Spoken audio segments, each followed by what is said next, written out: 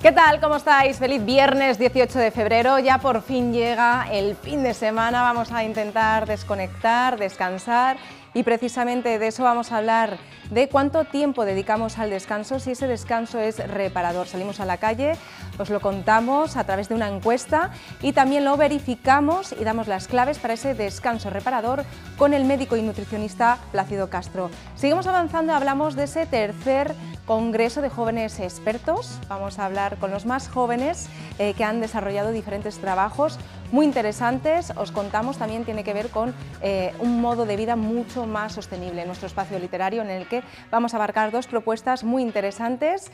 Y sí, hablaremos del tiempo, qué tiempo nos espera este fin de semana y esta semana próxima que llega. Es verdad que ese refrán que nos están comentando últimamente de cuando marzo mallea, mayo marcea, es cierto, lo vamos a averiguar. Y ahora sí, antes de comenzar con la primera entrevista, vamos a conocer las oportunidades de mañana. Papel higiénico, Foxy Mega Rollo a 1,95. Venga, Gadis, el precio no es un problema. Mañana papel higiénico Foxy Mega Rollo 4 igual a 12 rollos, 1,95 €. Arrancamos con la primera entrevista de esta tarde. Vamos a darle la bienvenida a Marta. Muy buenas tardes, Marta González, socia fundadora de 21 gramos, consultora de Bicorp, especializada en sostenibilidad, impulsora del movimiento Marcas con Valores. Bienvenida. ¿Qué tal, Marta? Hola, muy buenas, encantada. Saludos a todos y todas. Muy buenas tardes. Hoy queremos hablar de algo importante, ¿no? De estas marcas con valores. ¿Cómo has desarrollado este estudio? ¿Por qué lo has desarrollado y a quién va dirigido? Bueno, pues desde el 2015, desde el año 2015, desde 21 gramos, que es la consultora que tengo la suerte de liderar, hemos lanzado, como dices, ¿no? Un proyecto de investigación social que lo que pretende no es otra cosa que pulsar el estado de ánimo de la ciudadanía respecto a la hora de cómo se vinculan y se relacionan a través del acto de compra y del consumo respecto a los valores que las marcas nos cuentan o nos estimulan en comunicación, en publicidad, en promoción, y cómo afecta esa relación entre el ciudadano y las marcas a través de los valores. Y cómo la sostenibilidad, en concreto, es un factor de decisión y de influencia a la hora de tomar nuestras decisiones de compra. Llevamos pues 7 años y eso es el fin del propio estudio.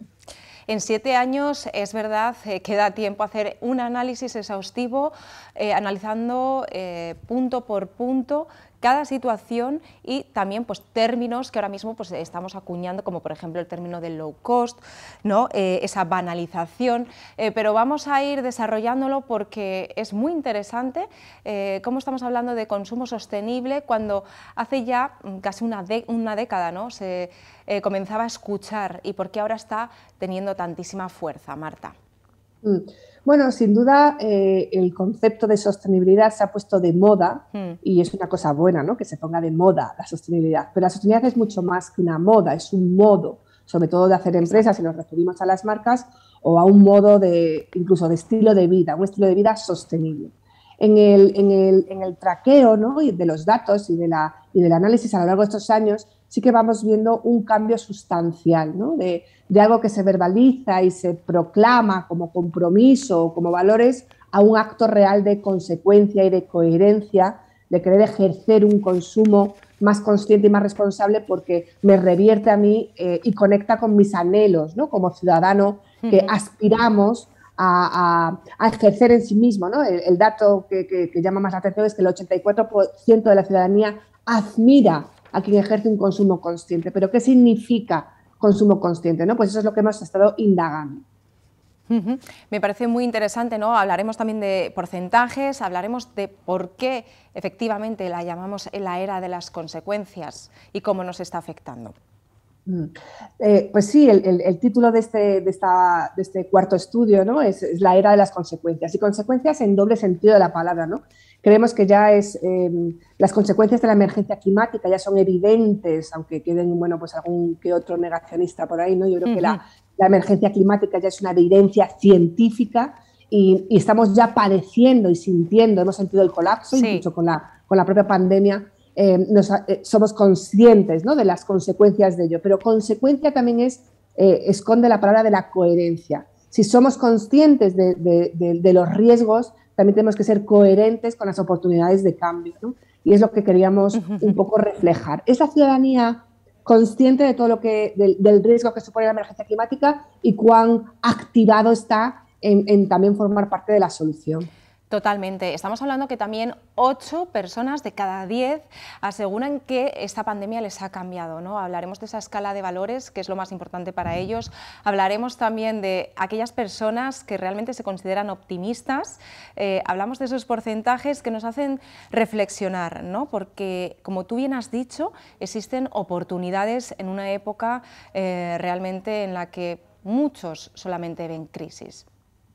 Sí, bueno, a ver, la crisis es indudable y nosotros incluso hacemos un alto en el camino, ¿no?, del análisis de los datos, y es que en España en concreto casi el 30% de la población está en riesgo de exclusión, con lo cual hay un 30% de la población y de la ciudadanía que ya tiene bastante con sus problemas, con la cotidianidad, ¿no? Pero una vez que superamos y que hacemos este paréntesis, ¿no?, de realidad, de brecha social y de desajustes reales, nos queda mucho marco todavía de actuación para entender dónde están, ¿no?, los clarososcuros o los grises, pero también los buenos colores, ¿no?, los optimismos y los dilemas. Creemos... De hecho, perdona, Marta, que te interrumpa, hay bueno, pues un pequeño gráfico en el que nos explicas, ¿no?, cómo un pequeño porcentaje son esos optimistas puros, otro porcentaje un poquito mayor optimistas descreídos. ¿Qué significa exactamente optimistas descreídos? Y veremos dónde encuentran el sentido del optimismo. A ver, nosotros en el estudio, insisto, ¿no?, como os contaba, intentamos analizar la relación entre la ciudadanía, entendida como consumidor ciudadano, y las marcas entendidas como empresas y productos y servicios, ¿no? Entonces aquí hacemos como una doble lectura. Por una parte, cuán abiertos estamos nosotros a relacionarnos con las marcas en base a los valores, y ahí están los optimistas, los dilemáticos o los descreídos. El 20%, un 12 más 20, o sea, casi optimistas puros son un 12, pero en general podríamos decir que son como un 20% de población, ¿no?, para decirlo así, en grandes rasgos. Estamos muy predispuestos a entablar relaciones con las marcas basadas en valores, ¿vale? Y el 64 tenemos dilemas, pero aún así tiende al optimismo. Estamos dispuestos a entablar relaciones en base a valores. Pero cuando hacemos la segunda lectura, que no es cuánto estoy yo dispuesta a relacionarme hacia las marcas, sino cuánto estoy yo a ser coherente y consecuente con mis propios valores, a yo ejercer mi consumo hacia mí misma, ¿no? Y ahí hay una correlación. Un 26% de los consumidores ya son muy consecuentes, toman sus decisiones en base a sus propios valores y su propia perspectiva ética, y solo un 16% es reticente, no tiene en cuenta el aspecto medioambiental o el impacto social que pudiera llevar a la hora de comprar. Y luego vemos que los más optimistas son también pues los más consecuentes. Desde luego, me parece muy interesante, ¿no? Y sobre todo ahora mismo el término optimista, a dónde nos puede hacer llegar, realmente qué es lo que nos referimos, y también que los ciudadanos cada vez se autorregulan más, ¿no? ¿Qué es eso de autorregularse? Bueno, yo creo que decíamos, ¿no? Hay un dato también que dice que decías, ¿no?, que el 8 de cada 10 la pandemia nos ha hecho replantearnos nuestra perspectiva ética. Y esa reflexión es la que permite tomar conciencia de lo que está sucediendo, ¿no? Nos hemos dado cuenta, ¿y qué hacemos? Bueno, pues en principio hay unas ganas tremendas por superar la pandemia, evidentemente, porque al final la condición humana nos hace a que transformamos más, nos motivamos más y movilizamos más en positivo que en negativo. El boicot, entendido como castigar al que lo hace mal en términos de consumo, es una herencia del siglo XX, nació en los años 70 del siglo pasado, va a castigar principalmente los aspectos medioambientales de las empresas del siglo pasado, pero el boicot tiene un tope y no moviliza hacia el cambio. Sin embargo, el boicot, que es premiar al que lo hace bien, puede ser más transformador. Muchísimo más. proyectarnos en el futuro que queremos, proyectarnos en positivo, se da a que finalmente es más movilizador, con lo cual por eso hablamos de poner el foco en comprender y entender los anhelos de esos ciudadanos que son más optimistas, que son menos descreídos y aquellos que son más consecuentes y menos reticentes al cambio. Así es, y además entendemos la sociedad como un ecosistema vivo, ¿no?, que tiene que reajustar esos niveles de la sociedad, tiene que reajustar también esos niveles económicos, y hemos visto esa gran capacidad de adaptación del ciudadano a una situación en una época de crisis, en una época de cambios y en un momento también, ¿no?, pues para cambiar un poquito esa estructura de la que estamos hablando.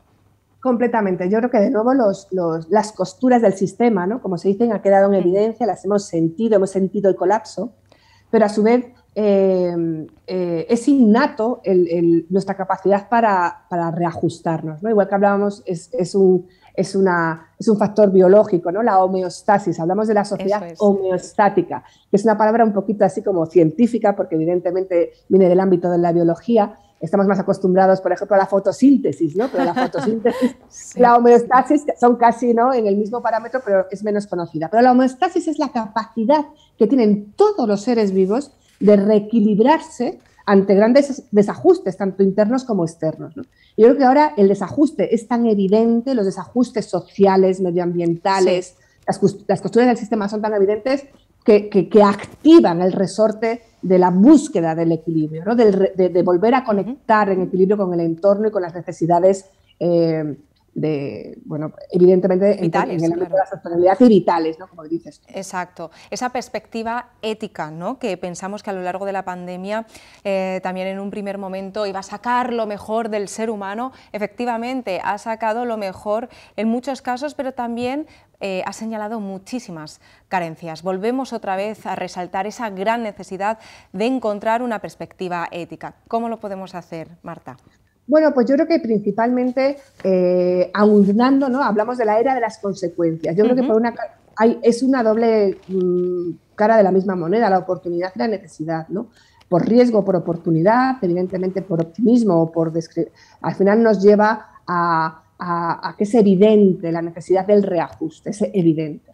Entonces, ¿qué más necesitamos para activarnos? Evidentemente hay muchos resortes, tanto y en el ámbito del consumo. Sí. Cada vez que compramos tenemos que asumir que validamos cómo ese producto o servicio llega a nuestras manos o entra en nuestro hogar, ¿no? Exacto. El hecho de que cada vez que por eso se dice consumocracia, cada vez que compramos votamos. Lo que pasa es que muchas veces perdemos esa noción, ¿no? Porque evidentemente y no nos damos ni cuenta. Claro, y es por eso que muchas veces pues no nos damos de cuenta, pero al tener cada vez mayores estímulos respecto a los riesgos que supone el no ejercer un consumo más responsable, somos más conscientes y duele más.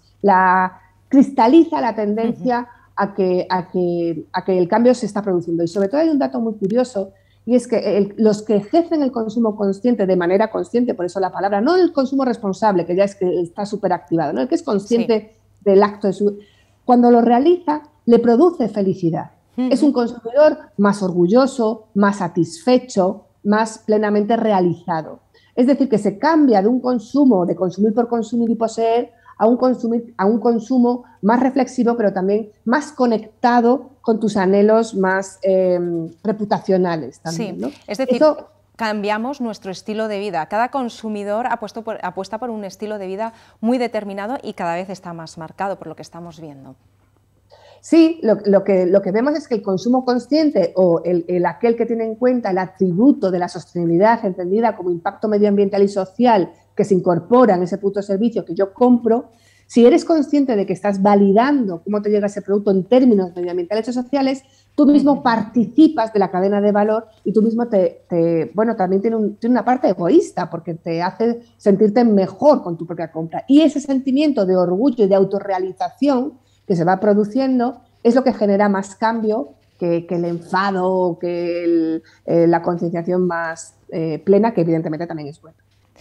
Marta, ¿crees que estamos evolucionando de forma positiva, quizás a cambiar muchos hábitos de nuestra vida, que realmente simplemente aquellas personas que estén despiertas, aquellas personas que sean conscientes, ¿no?, de la situación que estamos viviendo, son las que van a acercarse a esos hábitos de vida saludables, son las que van a acercarse a tener ese mejor estatus, ¿no?, de vida? Bueno, a ver, yo creo que se redefine el estilo de vida. Yo creo que estamos en un momento de transición a la fuerza Orcan, también, es verdad. O sea, no nos queda otra.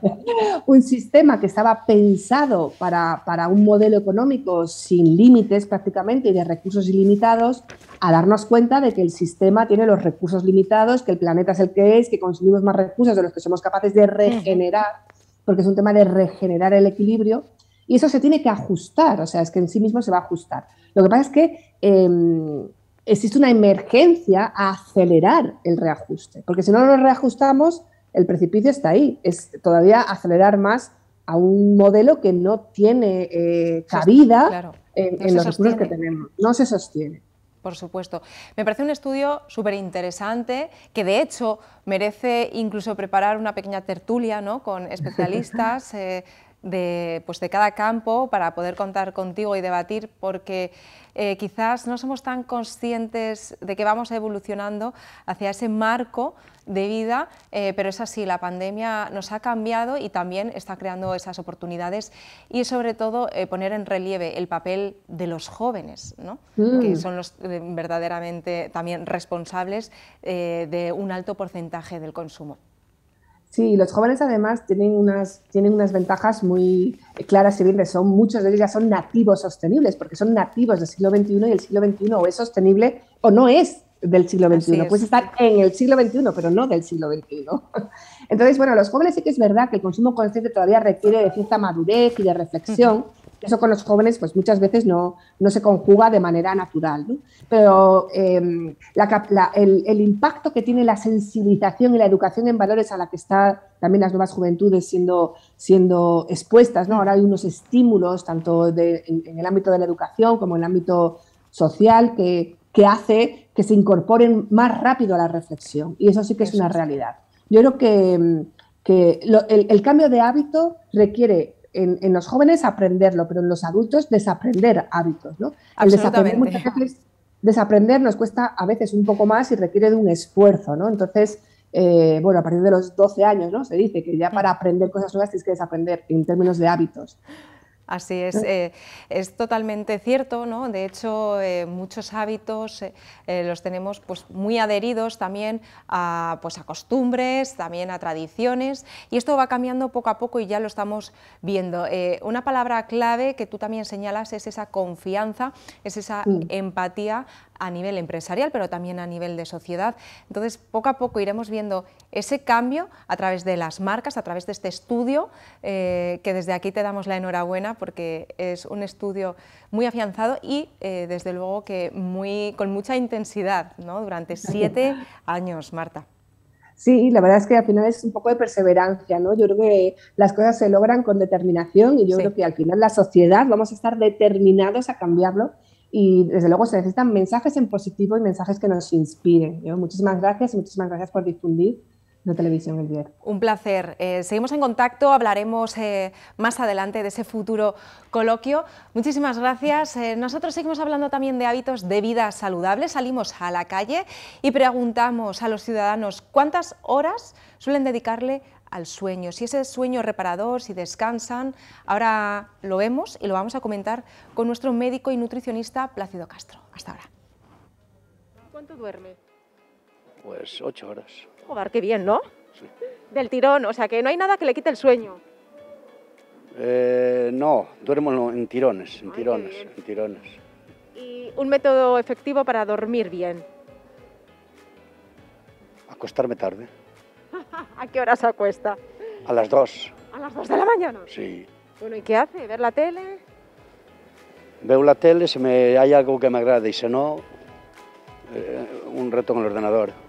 Muy bien. Y bueno, ¿cuál es el mejor método para relajarse? Hombre, no te lo voy a contar porque me da vergüenza. 5 como mucho. Sí. porque ¿Y eso es poco? Mucho, poco. A veces andas así un poco zombie, pero bueno.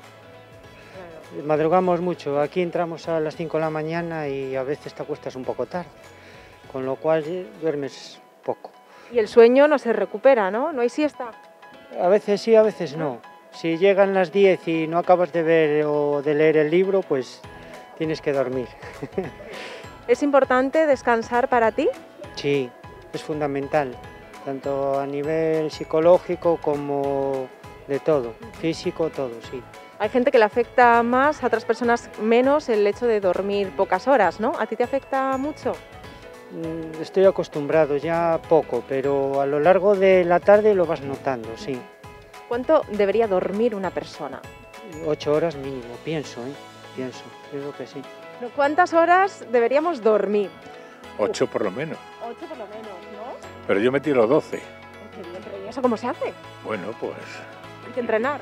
yéndose tempranito a la cama y levantándose tarde. Claro. O sea que no hay nada que le quite el sueño. A mí no. Maravilla. Bueno, ¿y a qué horas a dormir? A las 11, 11 y media. 12 horas del tirón. ¿Quién las cogía? No, pero escucho la radio. Ah. Hasta la 1 y media o por ahí. ¿Cuántas horas suele dormir? Yo menos, duermo menos. Me acuesto más tarde. No me levanto muy temprano, a las 9, pero por las noches sí tardo un poquito más por ver los deportes y estas cosas. ¿Nos afecta mucho si no dormimos bien? Hombre, claro, a todo el cuerpo humano, creo.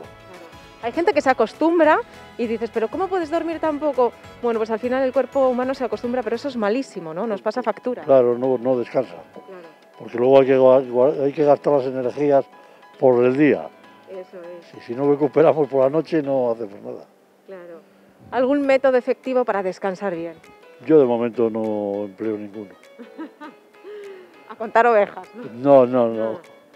Cuando era más joven a lo mejor sí, pero ahora ya no hay con muchas que contar. ¿Y qué es lo que le puede quitar el sueño? Hombre, pues no sé, algo que una enfermedad o que la familia tenga algún problema, todo eso no te deja descansar y dormir. Claro. La situación que tenemos ahora mismo, que estamos viviendo en esta pandemia... La pandemia pues es triste por todo lo que ha pasado. Claro. Y el daño que está haciendo además para todo, no solo para las enfermedades, económicamente y de todas formas. O sea. ¿Y a cuántas horas duerme al día? 5. ¿Solo 5? Solo 5. ¿Cuántas deberíamos dormir? Hombre, pues que menos que 8. Sí. A ver, o 7. ¿Y tiene un sueño ligero o tiene un sueño...? Ligero. ¿Sí? ¿Y qué es lo que le quita el sueño? Bueno, no lo sé. El día a día. El día a día, sí. ¿Qué nos ocurre cuando dormimos poco? Estás más cansada, bastante más cansada. Pérdida de memoria, bueno, ¿no? Sí, también. Al carácter nos afecta. Bueno, me afecta menos. Sí. Suelo tener bastante buen carácter. Oye, pues así da gusto. Sí. Pues vente a la tele, a ver si nos das ejemplo. Pues oyes, cuando quieras. ¡Ay! Mira, ahora que me lo recuerdas, Marcho, tengo que coger unos disfraces. Ahora, que hablando de tele, por eso de los disfraces, pues los he dejado en casa de mi amiga, que son para mis nietos. Vuelvo otra vez a por ellos. Mira qué bien, ¿eh? Se lo hemos recordado, ¿eh? Y todo esto, la falta de sueño nos hace perder memoria, nos hace estar un poco más cansados, un poquito de peor humor y en algunos casos también un poco más tristes, más decaídos. Eso se lo vamos a preguntar a Plácido Castro, médico y nutricionista. Muy buenas tardes, ¿qué tal? ¿Cómo estás? Muy bien, María, gracias. Bueno, es que esta es la hora de la siesta. Pues sí. No hay perdón, no hay perdón. Sí. Esto no puede ser. Te lo estaba comentando, digo, claro, es que acabamos casi de comer y hay que estar trabajando, pues es verdad que no se puede estar ahí a todo, ¿no? La siesta es sagrada para los españoles. Lo importante de la siesta es que sea cortita. Sí. Que no te atonte, porque si duermes ahí una hora, te levantas ya a la tarde, no la arrancas ya. Pero sí que de 20 a 30 minutos para que se inicie la digestión y empiece a digerir nuestra comida, el estómago, el reposo le ayuda mucho. Y aparte una paradiña que hacemos ahí a lo largo del día que siempre nos viene bien, ¿no? Sobre todo si madrugas o no tienes el sueño muy reparador. ¿A qué podemos llamar sueño reparador? Pues aquel con el que te levantas con fuerza para ir a trabajar, para ir a estudiar, y que tienes capacidad de concentrarte para estudiar o de memoria, Sí. y que tienes buen humor, importantísimo. Energía. Entonces, bueno, eso es el sueño reparador. Es un sueño ininterrumpido, tiene que ser continuo. Y dependiendo de la edad, porque depende de la edad lo que necesitamos, Sí. ¿no? Un recién nacido pues duerme 22 horas al día. Menos mal. Menos mal. Y bueno, a partir de 2 años, uno de 2 años pues ya duerme 12. Uno de 5 a 9 años pues 10. Y un adolescente con 9 ya tiene suficiente. Y un adulto 8 horas es lo propio. Pero es mejor dormir 5 o 6 horas seguidas que 8 despertándote cada 2 o 3 horas, porque ahí nos ha hecho el sueño ininterrumpido. Y el sueño reparador es aquel que, bueno, que de forma fisiológica o biológica nos quedamos en un estado de relajación tal, física y mental, que ayuda a que se recupere el sistema inmunológico, a que coloquemos no sé cómo decirte, preguntas cotidianas de la vida. Sí, Surgen sí, vamos problemillas. amueblando un poquito, ¿no? Sí, Tenemos es como incluso las damos- respuestas a lo que eso necesitamos. Eso es, las respuestas cotidianas se van dando en un sueño reparador y te levantas ya con otra claridad y con otra forma de verlo.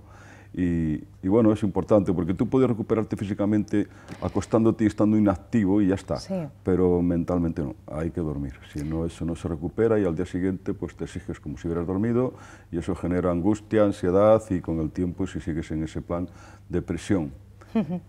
Es la pescadilla que se muerde la cola también, ¿no? Porque Claro. puede cronificarse y de hecho un mal descanso al final te impide ese rendimiento laboral, ese rendimiento también a nivel personal, incluso físico. Sí, te puede llevar a enfermar, porque ya te digo, te disminuye el sistema inmunológico, porque durante el sueño profundo y reparador, ahí es cuando se recupera el sistema inmunológico, el que nos defiende de las enfermedades como la artritis reumatoide, por eso hay tanto ahora artritis reumatoide, enfermedades de ese tipo, ¿no? Y la esclerosis múltiple. Y tiene que ver con eso, con que no has recuperado bien durante la noche, te sigues al día siguiente y estás limitado para ejercer o para concentrarte. Bueno, importante es también no tomar excitantes, claro. A partir de cierta hora, yo Claro, creo que el café, retirarlo por las tardes, a ¿no? partir de eso, yo creo que ni después de comer, como sea un poco concentrado, vamos, te puede afectar. Y la cafeína.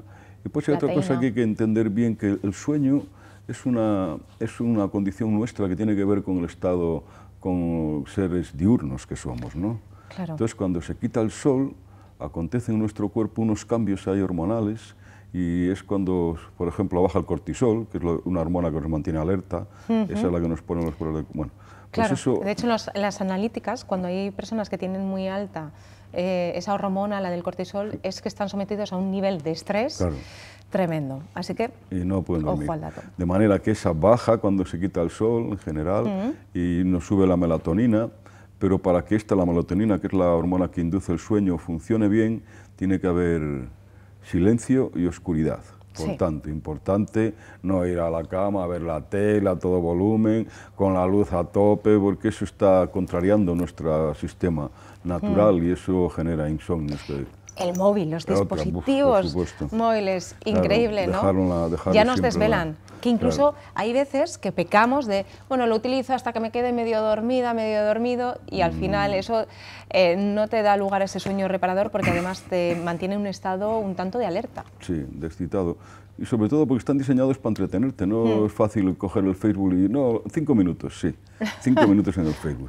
Media hora no te la quita nadie porque siempre hay cosas curiosas que a lo mejor no lo son tanto de interesantes, pero sí curiosas y te entretienen de manera que estás perdiendo un tiempo precioso para dormir, que es importantísimo para el día siguiente tener un día bueno.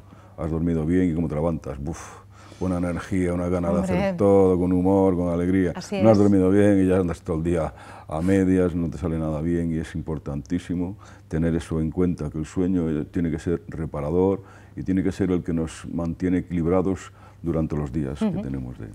Y efectivamente que el sueño, si has tenido ese sueño reparador, influye muchísimo en el carácter de una persona, en el rendimiento, en ese nivel de energía, y es curioso cómo quizás en esta pandemia ha sido el momento en el que sí que se ve más resaltado, ¿no? Con mayor frecuencia ese sueño alterado, el porcentaje es bastante alto, estamos hablando de que prácticamente un 56% de la población ha empezado a tomar pastillas para descansar o algún tipo de fármaco que le ayude también a tener ese sueño reparador. ¿Eso es bueno? No, tiene que ver también que durante la pandemia hemos estado encerrados. Y otra cosa importantísima para descansar es ir cansado. Y el ejercicio. Exactamente. Y el ejercicio tiene que ser siempre o por la mañana o con mucho a media tarde, no para ir a la cama, no que no puedes ir a correr, puedes ir a la cama, estar excitado, no te deja dormir. Como si es un ejercicio tiene que ser moderado. Puedes después de cenar ir a dar un paseo al parque o algo, pero no un ejercicio extenuante o muy excitante, porque después vas a dormir y te cuesta conciliar el sueño.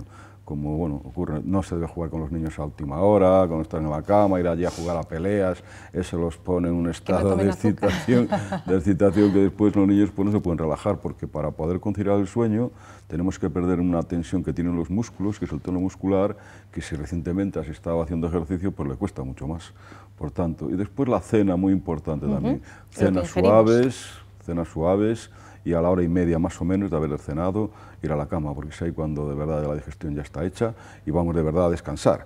Pero tú cenas y te vas para la cama y vas a trabajar, tú no te das cuenta, pero tu cuerpo está trabajando con la digestión, eso hace la digestión, se hace el sueño más pesado, con menos reparador, y encima te levantas sin hambre, porque y es importante levantarte con energía, con apetito, a desayunar y a hacer tus labores, que esa es la ley natural, yo creo.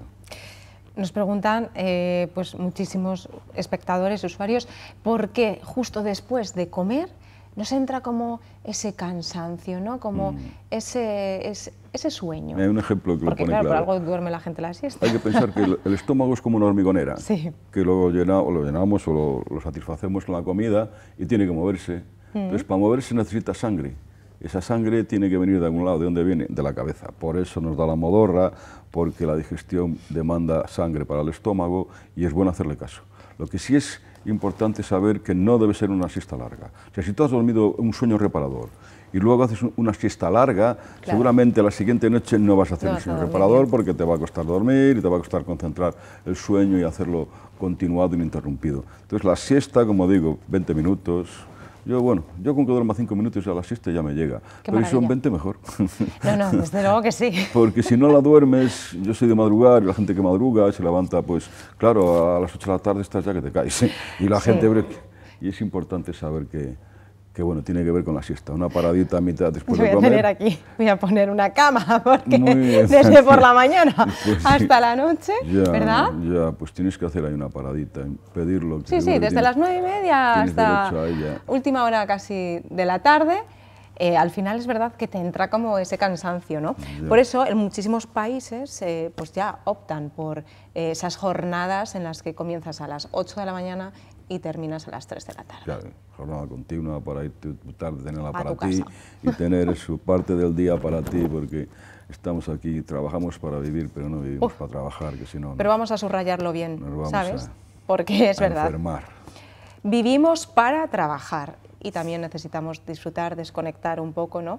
Y lo más importante, el descanso. Porque la gente cuando llega el fin de semana dicen la típica frase, bueno, desconecta, que ya el lunes hay que volver a conectar, hay que volver otra vez a tener esa energía, porque el descanso es totalmente necesario. Al final, una mente cansada no rinde y eso se va acumulando. El sueño no se recupera. No, va generando ansiedad además, angustia, nerviosismo, se va acumulando y puede llegar a la depresión. Y eso ya es otro círculo vicioso.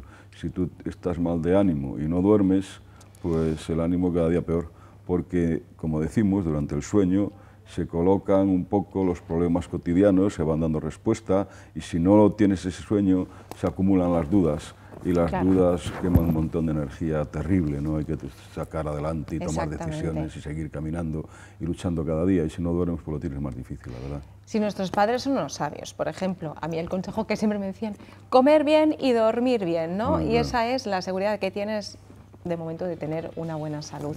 Y es verdad, esos hábitos de vida saludable y como estabas comentando, el ejercicio físico, cada uno elegir qué tipo de ejercicio, qué tipo de... Yo ya recomiendo algo a la gente que guío, que es cuando te despiertas por las mañanas, lo primero es estirarte, eso es, hacer un ejercicio de estiramiento, si es de pie, y si es en la cama, pero dedicarte ahí 5 minutillos a ello, porque aparte de que te estás poniendo ágil, pones los músculos a tono, los estiras, los músculos se ponen a tono y estás ágil, estás haciendo algo que es importante, es cuidarte al principio del día, como dedicarte a ti un poquito, ¿no? Y eso lo que hace, si tienes alta la autoestima, te la mantiene alta, si la tienes baja, la va subiendo, porque cada día primero te quieres a ti. Hay una frase que me gusta mucho del Claudio Naranjo que dice, para querer a los demás primero tienes que quererte a ti, si no lo tienes difícil, ¿no? Y esto es importante, este hábito, yo transmito en mi trabajo de que levantarte y estirarte es muy importante por la cuestión física que decimos, de los músculos, se ponen ágiles, mira lo que hacen los japoneses que hacen tai chi, mira cómo trabajan los japoneses y cómo son de educados hacia la salud. Y después lo emocional, como digo, si tú te levantas mirando para ti, queriéndote y cuidándote, pues la autoestima para arriba, y con la autoestima alta acepta los problemas que esta vida nos trae como son.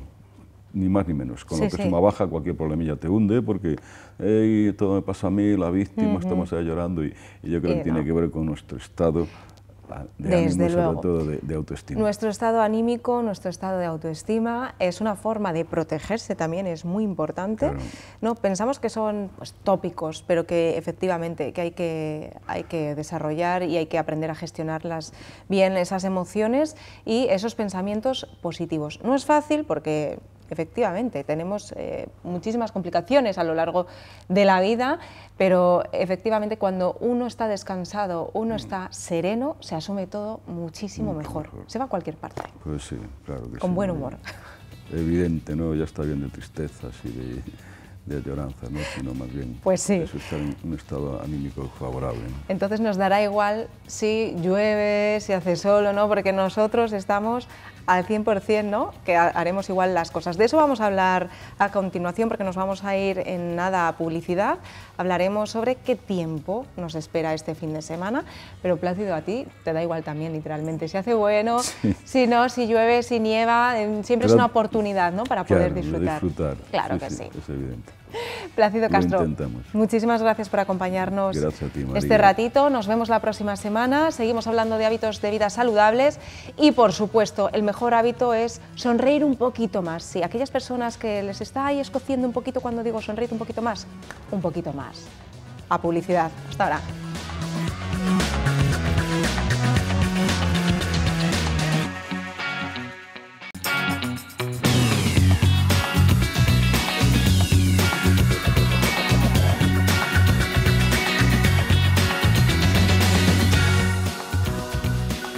Ya estamos de vuelta a las 5 menos cuarto de la tarde, seguimos en directo y ahora sí vamos a establecer conexión en directo con Juan Pablo Álvarez. Muy buenas tardes, ¿qué tal, compañero?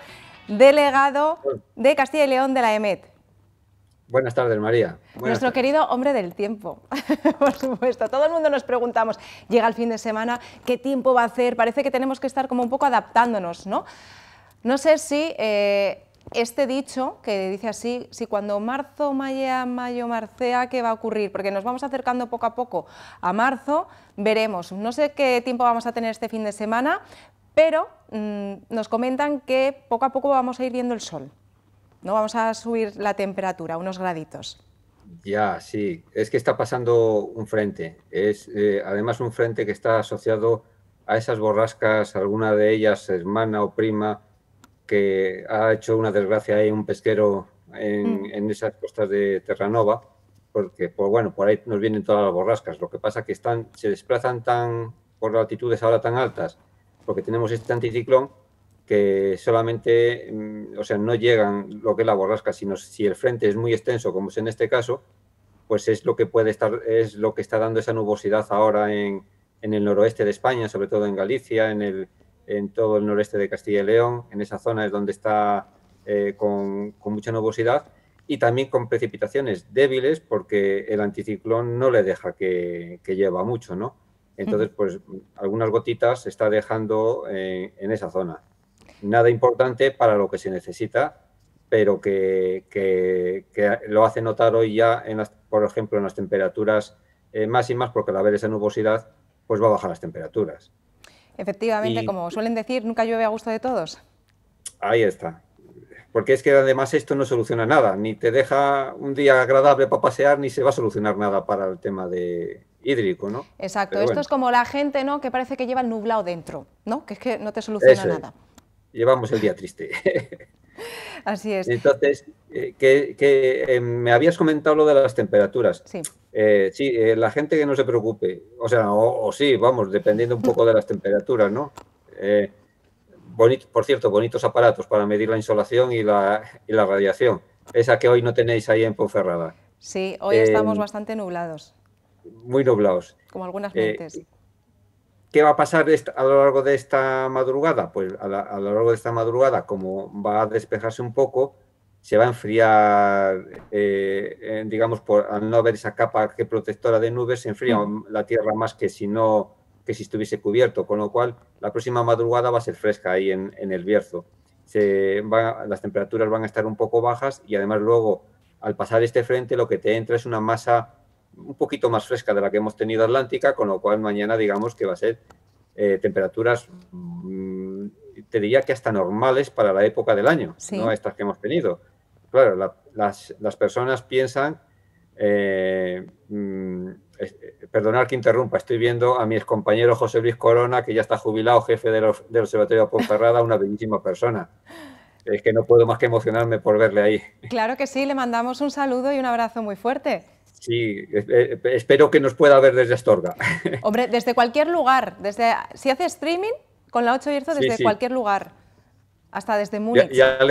Ya la avisaré, muy buena persona y muy buen observador. Entonces, mañana va a ser, digamos, un poco fresquito el día, ¿no? En ese sentido. Hay que sacar la rebequita. Pues si va a hacer calor, pues sí, que la gente sepa que el domingo vuelva a subir las temperaturas porque te acerca una masa de aire cálido, nos vamos a mantener en esa masa de aire cálido, que va a ser un poco la tónica para el domingo, que es donde se alcanzarían esos 15 grados de máxima, pero es que va a ser la tónica para toda la semana que viene con hasta 17 grados de máxima. O sea, va a ser una semana bien para iniciar los carnavales, que serían para el día 27, y toda la tendencia es que ese marzo va a ser de tipo cálido, va a ser de esos marzos que cuando marzo mallea, cuidado. No sé yo si eso va a ser algo veremos luego positivo. Cómo viene. A ver cómo viene luego, pues eso, lo que es abril y mayo. Juan Pablo, entonces estamos diciendo que este año, por fin, bueno, cruzamos los dedos porque ya los carnavales, esperemos que no estén pasados por agua. Tiene toda la pinta de que no. Sí que hay, como hoy, un frente para el día 27 ahí, pero asomándose como hoy, una cosita así débil también, pero estamos hablando a muchos días, que estamos hablando casi a 10 días, a los últimos días de predicción, y puede cambiar mucho.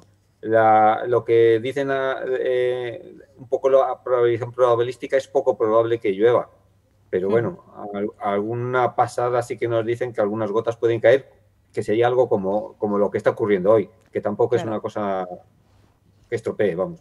Que llueva después de carnavales, ¿no? Es lo que decimos, que nunca llueve a gusto de todos, porque necesitamos lluvia para el campo y ahora mismo lo tenemos un poco complicado.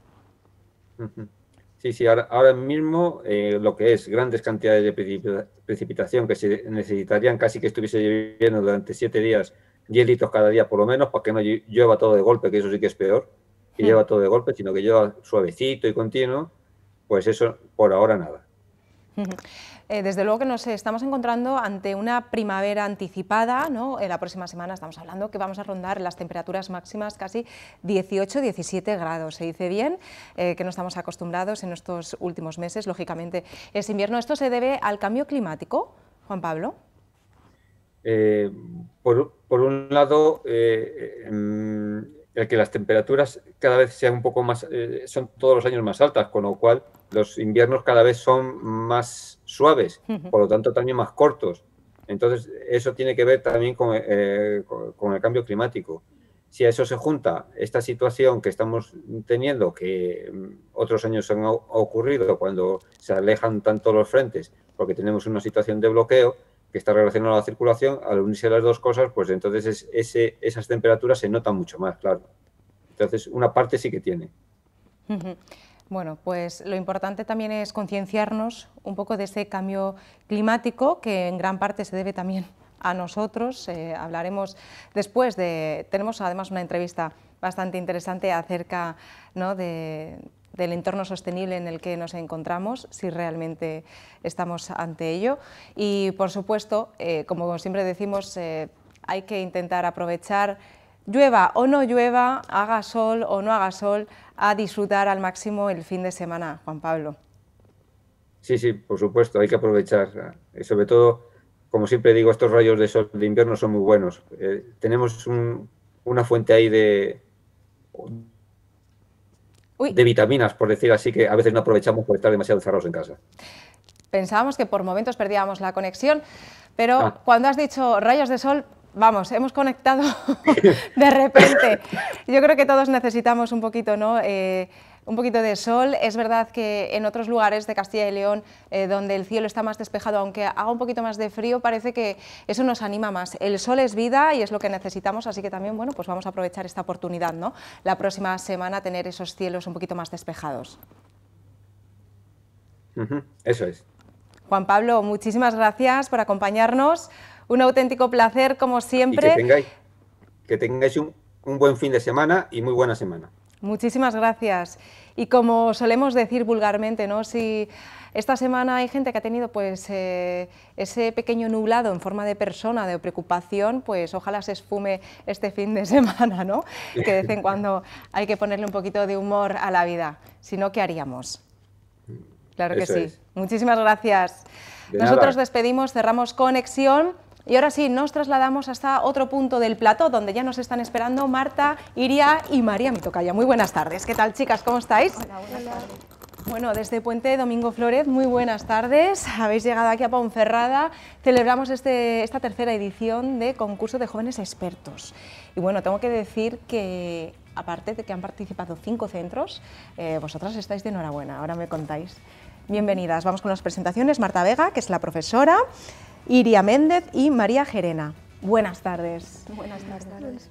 Bueno, contadnos, ayer tuvisteis esa entrega, ¿no? de premios y sobre todo pues, ese momento donde os encontrasteis con más personas que también habían estado participando, más alumnos que habían estado participando.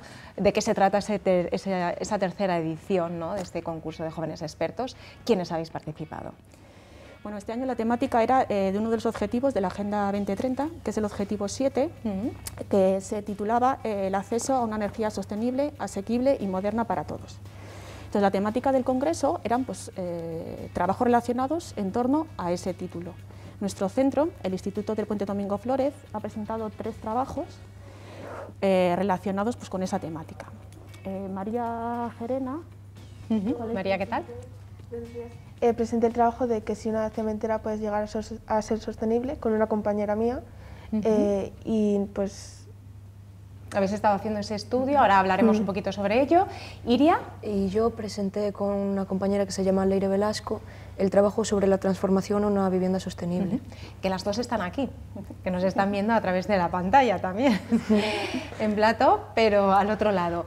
Es cierto, ¿no? que muchas veces es complicado la elección del tema, porque habéis elegido ese tema, cómo lo habéis defendido y a qué conclusiones habéis llegado.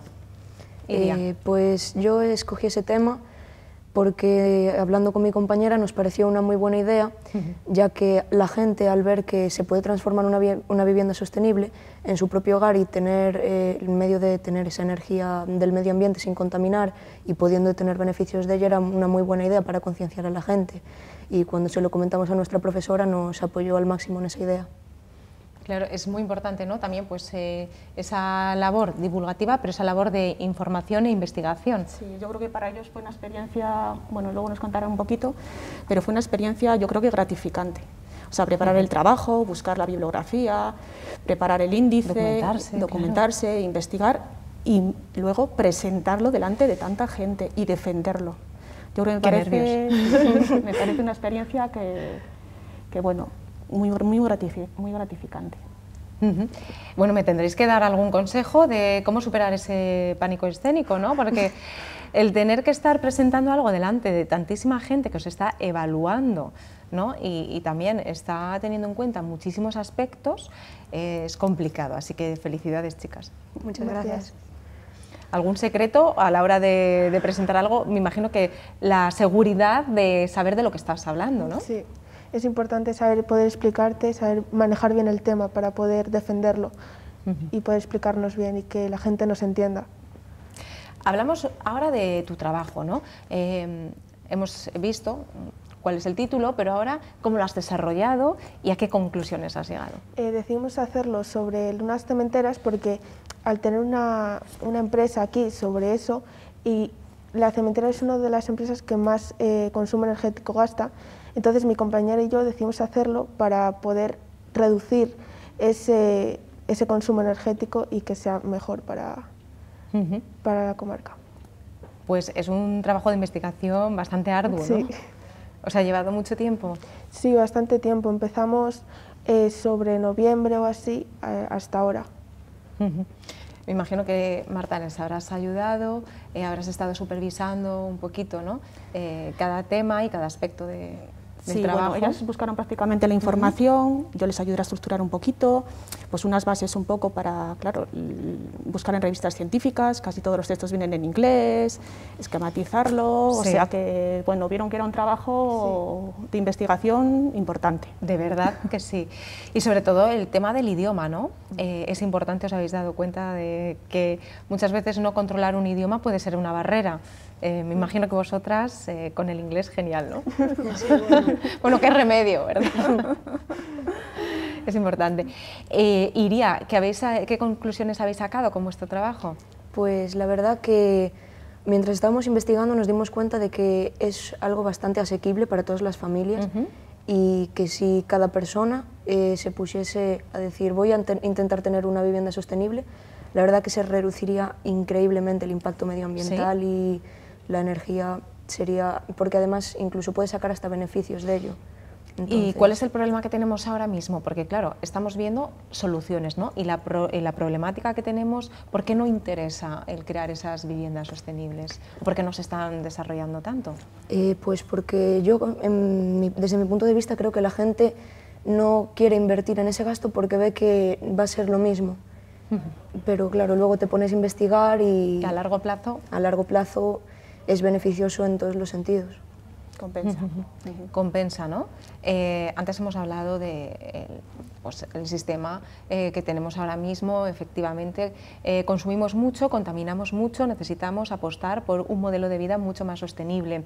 Estamos también hablando de que la teoría nos la sabemos de memoria, pero realmente en la práctica, ¿cuánto la solemos aplicar? Pues bueno, yo, por ejemplo, en mi casa, mis padres son bastante eco-friendly, por así decirlo, intentan cuidar bastante el medio ambiente. Y con esto, el trabajo que hicimos, lo centramos bastante en las placas solares, e incluso mis padres me han dicho que seguramente acaben poniendo placas solares en casa de aquí a unos años. Y fíjate, y gracias también a tu trabajo, ¿no? A esa investigación. ¿Crees que la base de todo radica en la educación, radica sobre todo también esa información? Efectivamente, en la educación se nace y en la educación se muere todo, ¿sabes? Todo radica de ahí y bueno, si se conciencia a la gente, pues se puede tener un cambio al final.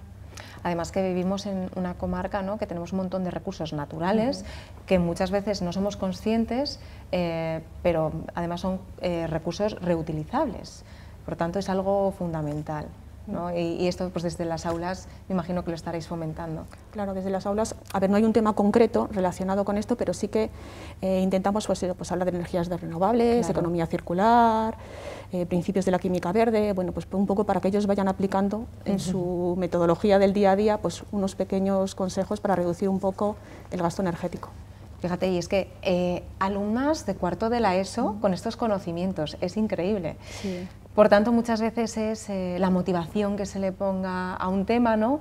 Esa implicación y, por supuesto, el tiempo que me habéis dicho que habéis estado dedicando a este trabajo. María, ¿qué es lo más satisfactorio de este trabajo? Cuando terminas de exponer y saber que te ha salido bien y que te has estado esforzando y que todo ese mérito ha tenido, que todo ese esfuerzo ha tenido un mérito. Claro. Y poder saber que puedes conseguir cosas que que antes no podías conseguir o no creías que podías hacerlo. Claro, yo creo que muy motivacional. Sí, yo, vamos, ellas es la primera vez que se presentan, entonces a mí me parecía que era una experiencia muy buena pues para vencer también ese miedo de hablar en público. Sí. O sea, no nos preparan para ello. Yo creo que en las aulas, las exposiciones, no es lo mismo exponer a lo mejor delante de tus compañeros, que ya se ponen bastante nerviosas, que hacerlo delante de un público que controla también del tema y que te puede hacer preguntas que no sabes a veces qué contestar. Entonces yo creo que también es bueno que se enfrenten a eso y este congreso pues nos parecía, bueno, Muy atractivo, claro que sí. Hay que tener recursos, hay que, sobre todo, pues desarrollar esas herramientas, ¿no?, para hablar en público, y creo que eso es algo fundamental, porque es que eso lo podemos aplicar para cualquier cosa en la vida, ¿no?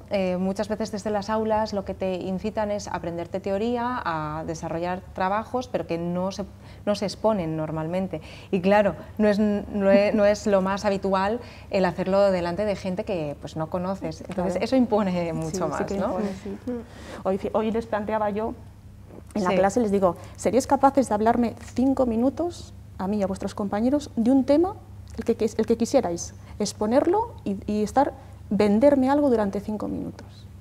¡Qué mérito!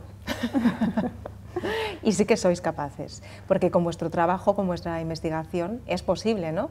Yo creo que la palabra clave también es la confianza, ¿no? Efectivamente, si tú vas pensando que me va a salir mal, me voy a poner nerviosa, olvídate, porque ya no hay vuelta atrás ahí.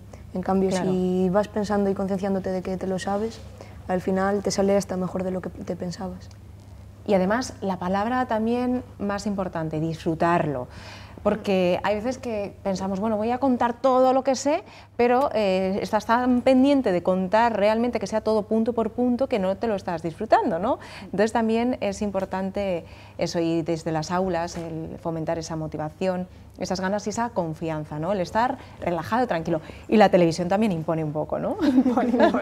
¿Impone, chicas? Sí.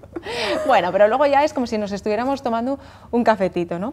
Yo no sé qué más me puede imponer, si estar rodeada de muchísima gente que te esté escuchando, ¿verdad?, que ese es el mérito de los profesores, o de cámaras que nos están mirando, pero bueno, detrás de esta pantalla hay varios espectadores. No se sabe. Pero bueno, yo creo que también hay que estar agradecidos a las personas que fomentan y desarrollan este tipo de iniciativas, a todos los compañeros que han estado participando, ¿no? Y también me gustaría hablar del porcentaje de personas que participan, sobre todo ese porcentaje es mayoritario de mujeres, ¿no? Es curioso. Sí, es curioso. A mí lo que me llama la atención también es que participen muy pocos centros. Sí. O sea, es el tercer año que se hace el congreso y la participación de los centros presenta muchos trabajos. Los pocos centros que nos presentamos, sí que presentamos varios trabajos, pero sí que animaría al resto de centros pues, a que participen. Es una experiencia, yo creo, te lo pueden decir ellas, muy buena para los niños. Es un congreso, tienen sus acreditaciones, se enfrentan a hablar con la gente, a exponer un trabajo, a defenderlo, escuchan a otros compañeros. O sea, yo creo que parece que deberíamos de participar más en estas iniciativas, que hay muy pocas, entonces deberíamos aprovecharlo. Cierto. Desde luego que sí, yo creo que es una buena propuesta por vuestra parte y sobre todo que habéis sido muy valientes, ¿no? Porque es la primera vez que os exponéis algo parecido, ¿no? Sí. Y bueno, a lo largo de vuestra vida es verdad que vais a tener que, quizás no es si es oportunidad o es una realidad a la que vais a tener que estar expuestas, así que ya primera prueba superadísima, ¿no? Claro que sí. ¿Le recomendaríais participar a más centros, a más gente, más alumnos? Totalmente. Sí, yo creo que es una experiencia que te da mucha confianza en ti y te ayuda a investigar y a saber más sobre el estado actual de todo. Y yo creo que es una experiencia muy buena.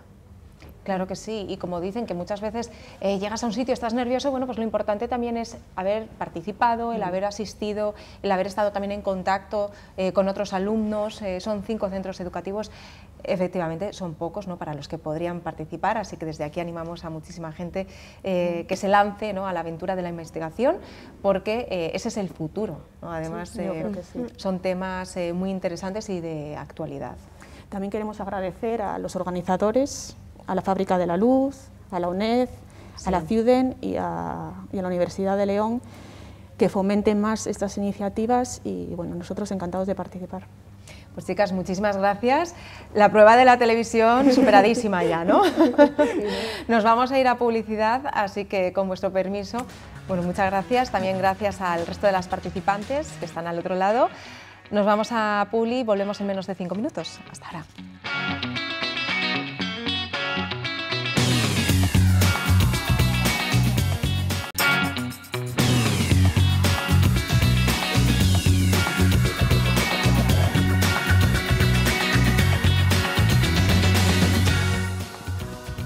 Las 5:15 de la tarde, nosotros seguimos en directo ya en la recta final de nuestro magazine y ahora sí, salimos a la calle para preguntar si los jóvenes son adictos a las tecnologías, cuánto tiempo le dedican a las tecnologías y realmente si eso les cambia el carácter. ¿Cree que los jóvenes utilizan demasiado las redes sociales, el móvil? Lo que consideran ellos, supongo, ¿no? Pero bueno, bien. ¿Sí? ¿Crees que abusan? Yo, mis hijos ya son mayores, entonces no me doy cuenta de eso en casa, pero bueno, por lo que dicen, por lo que se ve, pues sí. Lo que tienen que hacer es más deporte, ¿no? Muy bien. ¿Y cómo cree que le pueden afectar las redes sociales, el abuso de las tecnologías a los jóvenes? Bueno, pues sobre todo al sedentarismo, sin duda, mentalmente no, pero sobre todo a la falta de actividad física y actividad deportiva, a la salud en concreto. ¿Y a la salud psicológica de qué forma? Pues centrarse simplemente en cosas que, bueno, que están al día, pero centrarse en cosas tecnológicas y demás, pero nada de lo que pasa alrededor de la vida normal.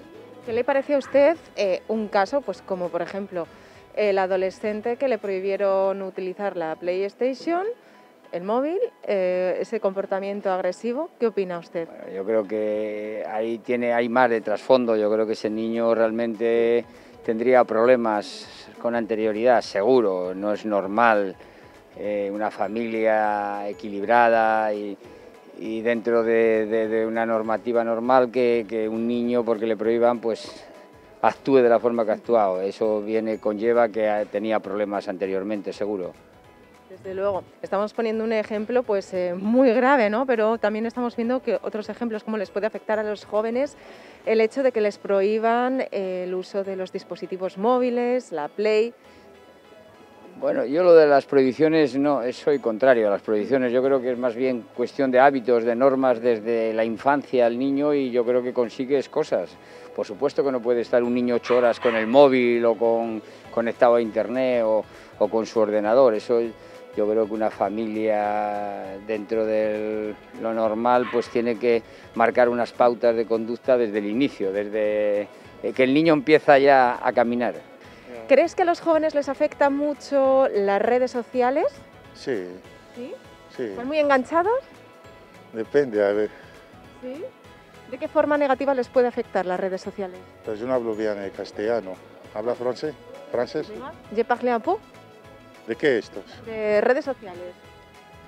¿Es que tú usas mucho el Facebook? Sí, hombre, claro. Sí. Sí. ¿Es algo positivo o negativo? No, positivo. ¿Y crees que los jóvenes están enganchados? ¿Tienen adicción? Sí, todo está enganchado, sí. Los jóvenes, sí, lo veo así. Yo tengo un niño en casa, está loco por... Sí. ¿Cuántas horas utilizas las redes sociales, el teléfono? Yo lo dejo cuando está ahí enganchado, lo quito. Por ejemplo, como está jugando de este PlayStation, esta mierda. ¿Y tú? No, yo no. ¿Tú poco? No, tengo un móvil normal, mira. A ver. Ni WhatsApp. No me lo puedo creer. ¿En serio? Sí. ¿De dónde ha salido? ¿Cómo de dónde ha salido? Ahí del chino, ahí 40 pavos. ¿Cómo le afectan las redes sociales a los jóvenes? ¿De una forma más bien positiva o negativa? Pues no te sabría decir, ¿eh? ¿Abusan mucho de las redes sociales los jóvenes? Sí, eso sí, soy consciente que abusan mucho, más de lo que debieran. ¿Y qué le parece que haya comportamientos desmedidos, de agresividad, cuando a un adolescente le prohíben el uso de las redes o de la Play? Hombre, es que eso es ya una cosa que vamos a decir, es el extremo, es el extremo. Sí. ¿Y estamos llegando al extremo? De la adicción, pero al mismo tiempo creo que detrás de eso tiene que haber un problema mental muy importante, si no creo que tampoco se llegaría así por una prohibición de dejarles meterse en las redes. Me da la impresión, ¿eh? ¿Y cree que ese abuso de las redes puede generar problemas mentales? Todos los abusos pueden generar problemas mentales, porque todo no deja de ser una especie de droga. Eso es. Entonces, si es un abuso, por supuesto que puede llegar a crear problemas mentales, porque están dependientes de ese tema. Sí, cada vez hay más adicción, lo hemos visto por estadísticas. ¿Cuál sería la solución? Controlarlo los padres, que ya intentan, pero los padres, con el tema que tenemos hoy día planteado de los trabajos, que los pobres tienen que trabajar todo el día, los dejan en casa, no pueden estar tampoco pendientes como deberían de estar pendientes de ellos. Entonces, todo el tiempo, ¿no? ¿Pasan mucho tiempo con las redes sociales? Por supuesto, eso desde luego. Y ahí hay después problemas. Sí. Más bien problemas que afectan a la conducta, ¿no?, del adolescente. Sí, pero luego eso lleva a otras cosas que a veces se complican. Pues fíjate el caso último de ese niño, terrible. Problemas de salud mental. Exactamente. Pero claro, es muy difícil de atajar. Estamos metidos en una que se va una vorágine volviendo, exactamente. Claro. ¿Y cree que hay muchísimos adolescentes también que tienen esa adicción y les afecta su comportamiento en el día a día? Sí, bueno, personalmente tampoco conozco, pero bueno, te das cuenta de que en realidad por todos lados hay niños que están súper metidos en ello. Y que cada vez tienen un móvil muchísimo antes, ¿no? Cada vez más jóvenes. Bueno, pero ahí estamos los adultos. ¿Qué es lo que estamos haciendo? Es que a nivel de todo estamos dejando secuelas de pena. Si es en una cosa o en otra, en todo. Porque ahora hay niños que dicen, es que claro, lo tiene el compañero mío de mi clase, yo también lo quiero tener. Ya, claro, y para no ser menos, y el padre, por supuesto, que no se vaya a ser el niño que se traumatice. Se va a traumatizar después. Sí. Antes había otros traumas, ¿no? Ya. No teníamos esas problemáticas. Sí, es verdad. Sí. Bueno, pues esto es lo que hay. Como dice Loli Prieto, que me está acompañando aquí, que no me deja escuchar la encuesta porque la está comentando continuamente. Comenta. Es verdad, presión de grupo, ¿no? Y la responsabilidad de los adultos.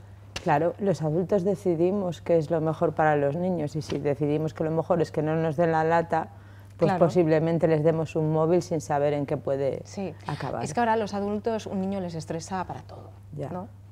Entonces lo dejan a los profesores. No todos, hay gente maravillosa. Por supuesto que sí, pero bueno, lo importante también es como sacar ahí un poco ese punto crítico para no solamente echar la culpa a los jóvenes y a los adolescentes, que bastante tienen ya, ¿no?, con pasar esa etapa las de su cosas vida. que crean los adultos, luego si los jóvenes se hacen adictos a ellas, pues me parece un poco injusto estar siempre con el foco en los jóvenes. Es lo de todas las generaciones, Un niño ¿no? es lo que ve también. Exacto. Y lo que no puede ser es que el mundo adulto la fastidie y luego ponga el foco en la juventud. Eso ya está muy visto. Desde luego, por eso hay gente que decidimos de momento no tener hijos. Precisamente. Bueno, hoy vamos a abrir la caja de Pandora. Eso es, abrir, ¿qué tenemos por aquí? Bueno, mira, hoy traigo una joya de la biblioteca de mi madre que es, vamos, si en mi casa de la infancia hubiera muchas estancias, esto estaría en Los Pilares.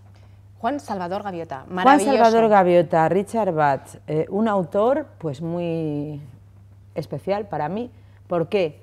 Porque él vivió la época de los 60, 70, de hecho este libro se publicó cuando yo nací, más o menos, y es la cultura esa del hipismo, la psicodelia, Qué bueno. Pero claro, va mucho más allá, porque es como dos relatos en uno. Sí.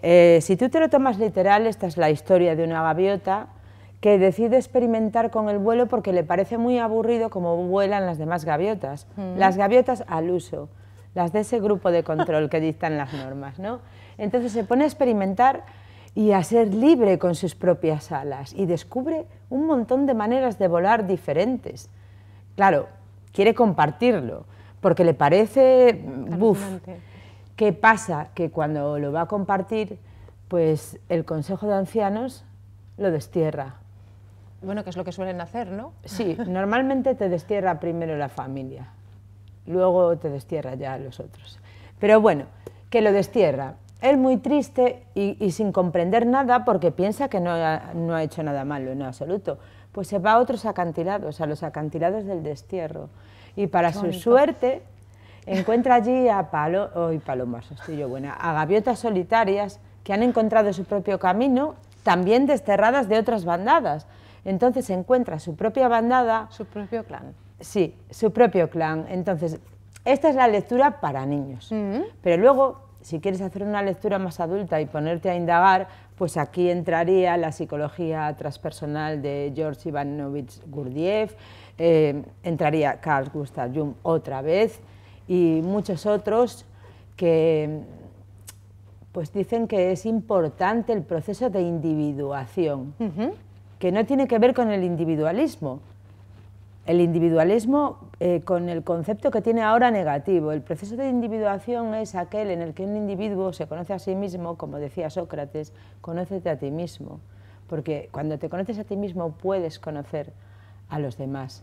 Y pues como primero es uno mismo y solo desde nosotros mismos podemos estar en un grupo de una manera sana. Pero que no sabemos la teoría, pero que luego la práctica, sí, ¿verdad? Luego en la práctica pues todos ve.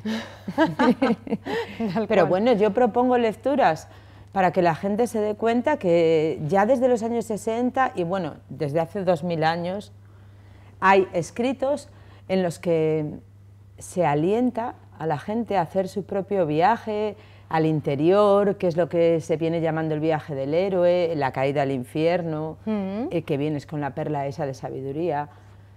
Muy interesante. Pues Juan Salvador Gaviota. Para los adolescentes. Libro de la caja de Pandora, en este caso de la bolsa. Esto nunca lo he traído, pero a ver, mola mucho, porque sorpréndenos. mira, esto es una antología de poesía en gallego y en castellano de unos encuentros que hacemos, los hace Rosa Machado en Arrúa. Qué bueno. Cuando va a empezar la primavera, siempre hace un encuentro en las bodegas, pues unas veces en La Coroa, en otras en las bodegas en Melilla, que con un buen vinito. Estamos surtidos ahí de todo, porque tenemos música, tenemos todo tipo de poemas, algún escritor, algún periodista se pasa por allí también. Vamos, que es bienvenido todo el mundo al acto que organiza Por la Rosa. primavera. Sí, y se tratan temas siempre como que aparentemente que son contrarios, ¿no? Como por ejemplo, erotismo versus misticismo. Cosas así, ¿no? Todo por contrarios, pero allí siempre unimos las polaridades creando algo íntegro y encontrando el camino del medio, por lo menos en esas celebraciones. Y bueno, esta edición es la 9ª edición, en esta participo. Qué bonito, claro. Yo, me gusta mucho la ilustración, ¿no? Aquí se ven las uvas, sí, el fruto de las uvas es que, con la además música. es que Rosa María Machado es que nos lleva a unas rutas que dices, madre mía, pero qué rica es la tierra vecina de Arrúa, que en un trocito tan pequeño puedes encontrar tantas maravillas, bodegas, pero bodegas de tiempos de los romanos, alucinantes, paisajes preciosos. Es un monasterio convertido en fábrica de vino, porque los monjes ya no están, y paisajes preciosos. Qué maravilla. ¿Y de tú una también belleza escribes en o galego? Hay gente que escribe en galego, gente que escribe en castelán, porque no hay imposición. Eso es. Es libre, tú escribes en lo que quieres. Como si les vas allí y le recitas algo en inglés. Pues también, hay ¿no? una libertad muy grande. Como estoy viendo, temáticas muy variadas. Siempre son temáticas muy de corte social, crítico, a dónde vamos. Y aquí estás tú. Se tratan temas candentes. Me gusta, la bondad. A ver si nos damos cuenta de que la bondad no es cuestión solamente de ser bueno, no, sino de ser la bondad es muy honesto. cañera. Vamos a, si te parece, leemos tu poema. Vale. La bondad. No te engañes, la bondad verdadera no es blanda, a veces da luz a la sombra, descubre la mugre y con su puño se alza. Mentira es que la bondad es mansa, pues por siempre jamás ante la injusticia y lo atroz se levanta. Deja de creer que la bondad es ñoñería, siempre fue revolución, hoy, ayer y cada día. La bondad brilla siempre, dejando desnuda a la mentira. Por eso le dicen mala a la bondad verdadera, porque va quitando máscaras al que ciega las conciencias. Todos callan, Todo se pone en la venda y entonces ella va y grita, humano, despierta, despierta. ¿Acaso no dijo un Dios que tú tenías conciencia? La bondad se para, la bondad nunca está quieta. Millones de veces la matan y ella renace en la tierra y algún día ganará la última de las guerras, sembrando con su arco iris los confines de una tierra, sin banderas ni fronteras, libre de dogma y creencia. Me encanta. Esta me la imprimes, que me la voy a... Esa es de una etapa bastante activista por mi parte. Bueno, yo creo que bastante activista y bastante realista, ¿no? Porque creo que la gente asume que ser bueno es ser sumiso, y es poner y no es la otra mismo. mejilla, y no es así. Ser bueno es ser consecuente con tus actos, y además con tus solo pensamientos. tenemos dos, o sea... Y menos mal, metáfora visual, ¿no? Una, dos. Desde luego que sí. Y como dicen, humano despierta, porque quien no despierta, ¿verdad? Se lleva quien no despierta, pues, un buen golpe. Es como si literal. no viviese. Pues sí, me ha gustado y bueno, en este libro podemos encontrar mucha variedad de temáticas, pero como siempre muy cañeras, por lo que estoy viendo. Sí. Claro que sí, que estamos a viernes y... Es que este no es el de la mística. No, ya estoy viendo yo que este no es el de la mística. Dos propuestas, ya sabéis, Juan Salvador Gaviota y Nove encontros na coroa e o que nos queda, y lo que nos queda, amigos. Yo animo a la gente que se acerque por a Rúa, que en Facebook se pueden informar de estos encuentros de poesía, música, gastronomía, es que es un completo, y además te lo pasas pipa. Pues venga, para yo, la mira, lo próxima estoy me promocionando, avisas, este año no voy por motivos de cansancio laboral, pero es que es un día en el que pues coincidimos poetas de toda España, o sea, gallegos, no gallegos, es muy bonito. Claro que sí, como dicen, lo importante en esta vida es coincidir desde la libertad. Loli Prieto, muchísimas gracias. Nos vamos despidiendo ya, sí, las 5:30 de la tarde, que nos vamos, que estamos de viernes ya, a disfrutar del fin de semana. Nos vemos el lunes. Sed buenos. San viernes.